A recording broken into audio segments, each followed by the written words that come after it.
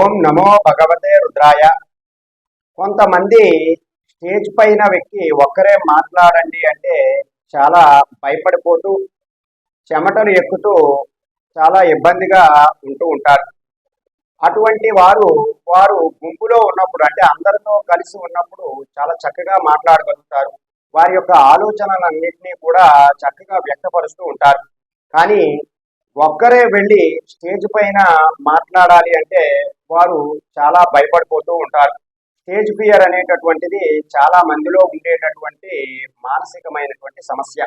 అయితే ఆ సమస్య నుండి మీరు కొంతమంది అధిగమించాలి, మీకు ఉన్నటువంటి ఆలోచనలను అందరికీ కూడా చక్కగా వ్యక్తపరచాలి, మీ ఆలోచన విధానం అంతా కూడా తెలియాలి అనేటటువంటి వారు ఈ యొక్క మంత్రాన్ని 108 సార్లు కనుక జపించారు అంటే మీకు తప్పకుండా కొంత ధైర్యం అనేటటువంటిది వచ్చి మీరు స్టేజ్ పైన చక్కగా మాట్లాడేటటువంటి అవకాశాలు చాలా ఎక్కువగా ఉంటాయి.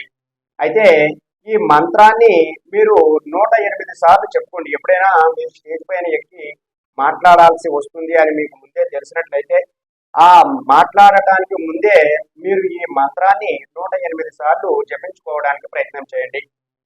ఆ మంత్రం ఏమిటి అంటే ఓం సం సర్వమంగళాభ్యాం నమః, ఓం సం సర్వమంగళాభ్యాం నమః, ఓం సం సర్వమంగళాభ్యాం నమః.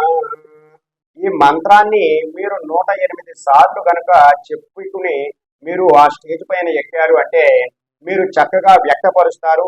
మీకు ఎటువంటి టెన్షన్ లేకుండా చక్కగా మీరు ఏదైతే ప్రిపేర్ అయ్యి ఆ స్టేజ్ పైన ఏదైతే స్పీచ్ ఇద్దామని మీరు ప్రిపేర్ అవుతారో చక్కగా స్పీచ్ అంతటినీ కూడా మీరు వ్యక్తపరిచేటటువంటి అవకాశాలు చాలా ఎక్కువగా ఉంటాయి.